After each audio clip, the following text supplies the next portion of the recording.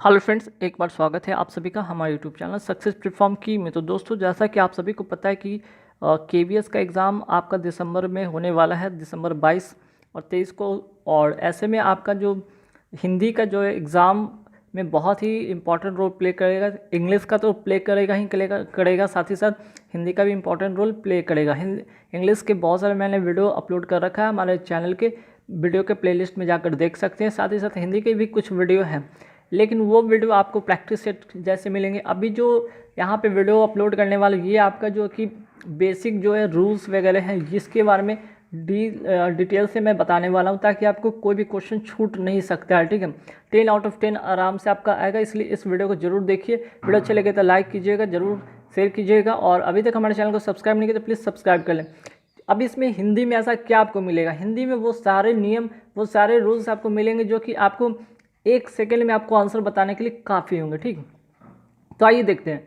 हम chapter wise chapter शुरू करेंगे, क्योंकि अभी भी हमारे पास समय केवीएस के लिए काफ़ी है। लगभग कहें तो पूरे नवंबर और हाफ दिसंबर, ठीक, लगभग आपको 45 से 50 डेज मिलते हैं, तो ऐसे में आराम से कवर हो जाएगा। तो चैप्टर बाय चैप्टर करेंगे शुरू, और वीडियो को प्लेलिस्ट में आप देख लीजिएगा, उसमें रहेगा वीडियो। देखिए, आज हम चैप्टर शुरू करेंगे, वो है वर्ण विचार। ठीक है, चैप्टर का नाम है वर्ण विचार, और सबसे इम्पॉर्टेंट है ये चैप्टर। ठीक है, बहुत ही इंपॉर्टेंट है चैप्टर, इसलिए इस वीडियो को जरूर अच्छे से देखिए। सबसे पहले बात आती है कि वर्ण कहते हैं किसको। वर्ण उस मूल ध्वनि को कहते हैं जिसके खंड या टुकड़े नहीं किए जा सकते, है ना। जैसे क्या है, अ, आ, ई, ओ, क, जो कि यहाँ पे हलंत लगा हुआ है, और इसे आधा क, आधा ख, आधा च, आधा र कहते हैं। ठीक है, तो यहाँ पे ध्यान दीजिएगा। अब है कि वर्ण से बनता है वर्णमाला, वर्ण से बनता है वर्णमाला, और इन्हीं छोटे छोटे जितने भी वर्ण हैं उनको मिलाकर वर्णमाला कहते हैं। जिससे कि हिंदी में अगर परिभाषा में व्यक्त किया जाए तो वर्णों के क्रमबद्ध समूह को वर्णमाला कहते हैं। और इसकी कुल संख्या कितनी है, 52। ठीक है, इसकी कुल संख्या कितनी है, 52। अब आइए देखते हैं कौन कौन से क्या है। अब यहाँ पे देख सकते हैं यहाँ पे कि स्वर, अ, आ, ई, उ, री, ए, ओ, क्या है, स्वर है। ठीक है, इनकी संख्या कितनी है, 11। ठीक है, कई बार एग्जाम में पूछा गया कि स्वर की संख्या कितनी है, तो आंसर बनेगा 11।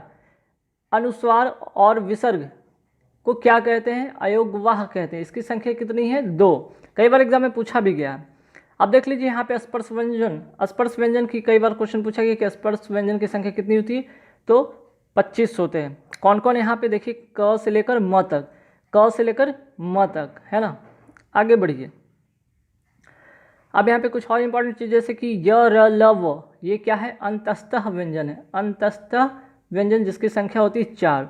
श, स, श, ह, ये ऊष्म व्यंजन है। ठीक है, जिससे मुख से अगर ऊष्मा निकलती हो बोलने के समय, तो उसे कहते हैं ऊष्म व्यंजन। जैसे श, स, श, ह, ये ऊष्म व्यंजन है। ठीक, अब आके बात करते हैं यहाँ पे अक्ष, त्र, ज्ञ और श्र। ठीक है, ये कैसे व्यंजन है, संयुक्त व्यंजन है, जिसकी संख्या कितनी होती, 4। ठीक, और यहाँ पे जब हम र इसको कहते हैं और इसको ढ कहते हैं, र कहते हैं, इसको ढ कहते हैं, ये हिंदी के अपने व्यंजन है।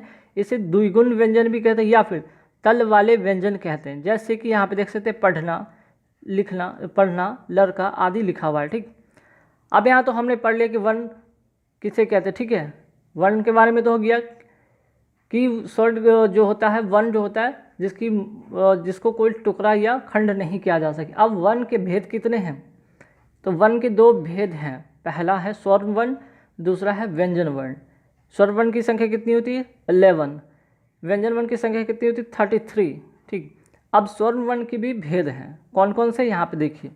स्वर वर्ण के जो भेद हैं, यहाँ पे हर्ष स्वर, दीर्घ स्वर, प्लुत स्वर। हर्ष स्वर जैसे अ, ई, उ एवं री, ये क्या है, हर्ष स्वर है, जिसके उच्चारण में बहुत ही कम समय लगता है।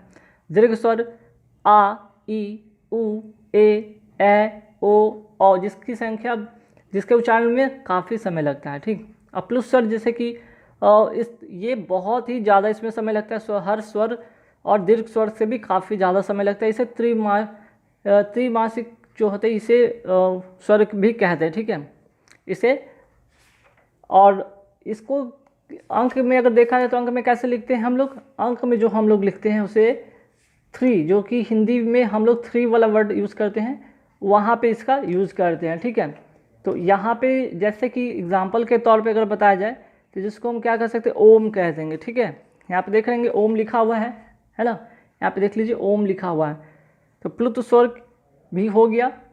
ठीक, अब इम्पॉर्टेंट चीज़ क्या है, इसमें सवाल कहाँ से क्या पूछा जाएगा, पूछा ये जाएगा कि बताइए कि स्वर्ण की संख्या, स्वर्ण वर्ण की संख्या कितनी है, 11।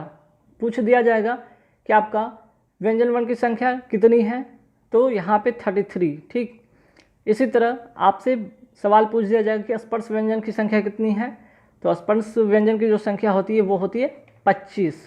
ठीक है, आशा करते हैं कि आपको ये वीडियो ज़रूर पसंद आ रही होगी और चीज़ आप सीख रहे होंगे। ठीक, तो यहाँ पे देख लीजिए, तो प्लुत स्वर भी हो गया, जिसे कि त्रिमात्रिक स्वर भी कहते हैं या इसे ओम कहते हैं। अब आइए व्यंजन वर्ण, व्यंजन वर्ण की भी संख्या 3 होती है, अंतःस्थ व्यंजन, उष्म व्यंजन और स्पर्श व्यंजन। ठीक, तो दीर्घ स्वर की बात यहाँ पे कर लेते हैं थोड़ा, कि दीर्घ स्वर से भी बहुत बार सवाल आता है, यहाँ पे देख सकते हैं। जैसे कि अ प्लस अ मिलकर क्या बनता है, आ। ठीक है, ए का जो एक कौन दो स्वर से मिलकर बनता है, तो जैसे अ प्लस ई, अ प्लस बड़ी ई, आ प्लस ई, आ प्लस बड़ी। ठीक है, उसी तरह ए का बात करें, आ प्लस ए या आ प्लस ए। ठीक है, यहाँ पे आ प्लस ए और अ प्लस ए। ठीक है, यहाँ पे एक चीज़ इसको मिटा दीजिएगा, अ प्लस ए। ठीक है, या आ प्लस ए भी होगा। ई की बात करें तो छोटी ई और छोटी ई दोनों मिलकर बड़ी ई बनेगा। ओ की बात करें तो छोटी यू मिलकर बड़ी यू बनेगा। ठीक, और यहाँ पे यहाँ पे ए और ए, ओ और ओ को क्या कहते हैं, संयुक्त स्वर भी कहते हैं। ओ को कैसे लिखेंगे, अ और छोटी यू, आ प्लस छोटी यू, आ प्लस बड़ी यू को मिलाकर ओ कहते हैं। ओ को कैसे लिखते हैं, अ प्लस ओ, आ प्लस ओ, ओ प्लस ओ और आ प्लस ओ। ठीक है, इसको इस तरह से लिख सकते हैं। ठीक, तो अ प्लस ओ हो गया, अ प्लस ओ इस तरह से हम लोग लिख सकते हैं। चलिए, तो यहाँ तक तो हो गया, हम लोग बात कर लिए, है ना। हम लोग क्या बात कर लिए, स्वर्ण वर्ण की बात कर लिए कि वर्ण किसे कहते हैं, इसका चर्चा हो गया कि वर्ण किसे कहते हैं, वर्ण उस मूल ध्वनि को कहते हैं जिसके खंड या टुकड़े नहीं किए जा सकते।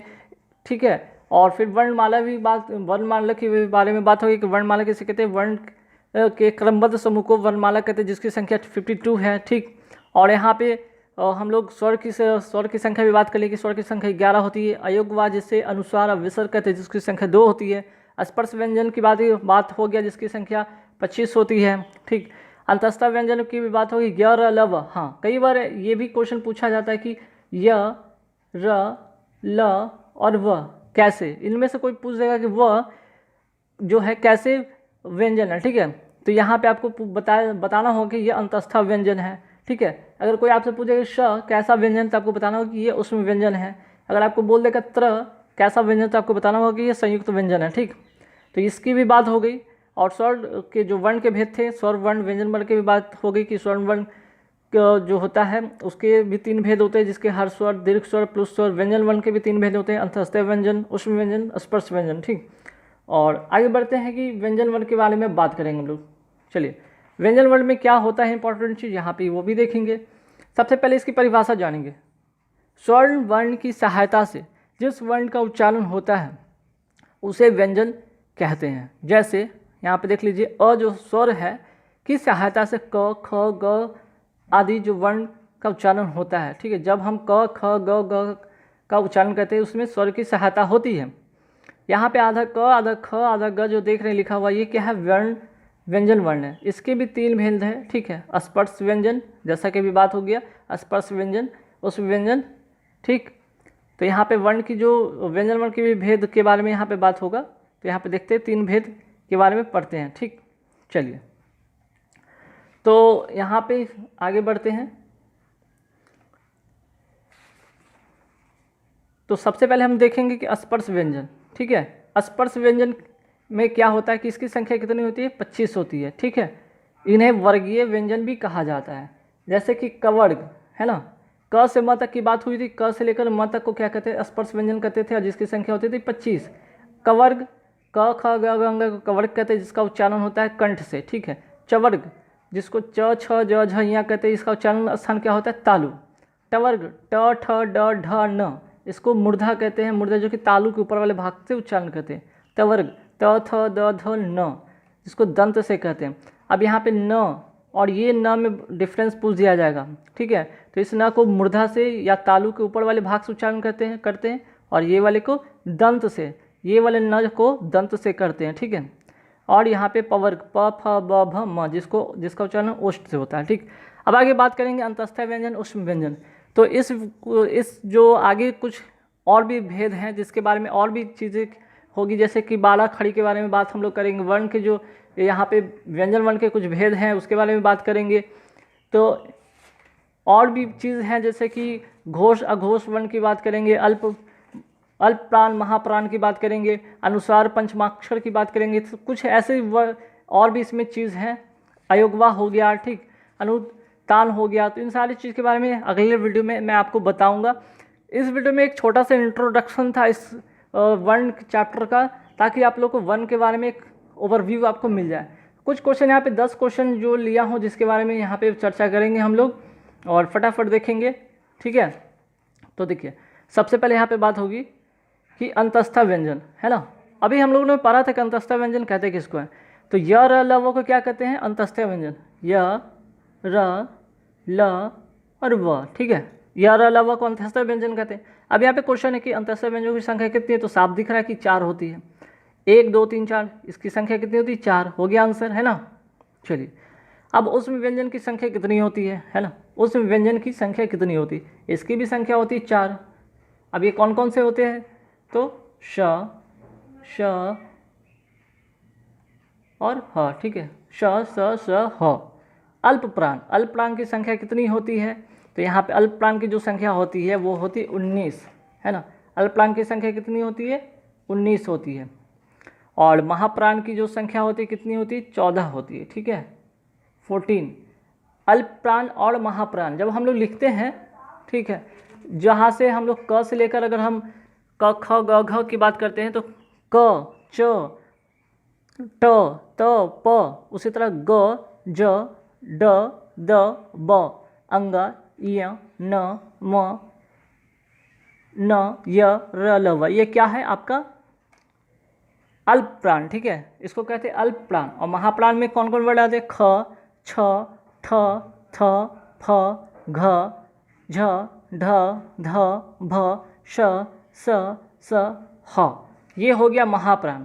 चलिए अब यहाँ पे वर्ड है कि री, स्वर है या व्यंजन, स्वर है या व्यंजन, तो इसका आंसर होगा ये स्वर है, ठीक है।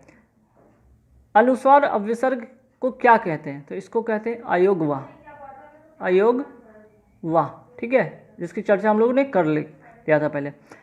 अच्छा, संसार के अधिकांश जो लिपियाँ लिखी जाती हैं कैसे लिखी जाती है, तो बाएं से दाएं, ठीक है, बाएं से दाएं। चलिए ओ, और यहाँ पे वर्ड है औ में 2 स्वर हैं, है ना। औ में आपका यहाँ पे देख रहे होंगे कि 2 स्वर है। ये स्वर कौन कौन से हैं, तभी जैसा कि यहाँ पे हम लोगों ने बात किया था, इसके पहले आप आगे वीडियो में देखिएगा कि औ को हम लोग कैसे लिख सकते थे, अ प्लस ओ, ठीक है, अ प्लस ओ मिलकर क्या बनता है, औ, ठीक है। चलिए अब आगे नेक्स्ट क्वेश्चन है 9 नंबर क्वेश्चन में कि स्वर की संख्या कितनी होती है, तो 11 होती है, जिसके बारे में चर्चा हो चुका है। अब व्यंजन की संख्या कितनी होती है, 33, है ना। व्यंजन की संख्या कितनी होती है, 33। तो दोस्तों यहाँ पे व्यंजन जो की संख्या कितनी होती है यहाँ पे बात होगी 33। और यहाँ पे एक वर्ण का जो चैप्टर 1 था इसका ओवरव्यू भी आप लोग को इंट्रोडक्शन में मिल चुका है। इस इंट्रोडक्शन में ये इंट्रोडक्शन कहने का, लेकिन इसमें बहुत ही इंपॉर्टेंट क्वेश्चन है जो कि कई बार और अधिकतर बार आपको एग्ज़ाम में पूछा गया है। बाकी चीज़ और भी है इसके बारे में, वर्ण से रिलेटेड बहुत सारी चीज़ें, लेकिन उनसे क्वेश्चन कम होते हैं। लेकिन जान लीजिएगा अगले वीडियो में वो होगा पार्ट 2। ये पार्ट 1 में आपको ये सारी चीज़ जो मिल गई जो कि एग्ज़ाम में आएंगे ही आएंगे, और पार्ट 2 में और भी चीज़ इसके बारे में जिसको देखना ना भूलेंगे।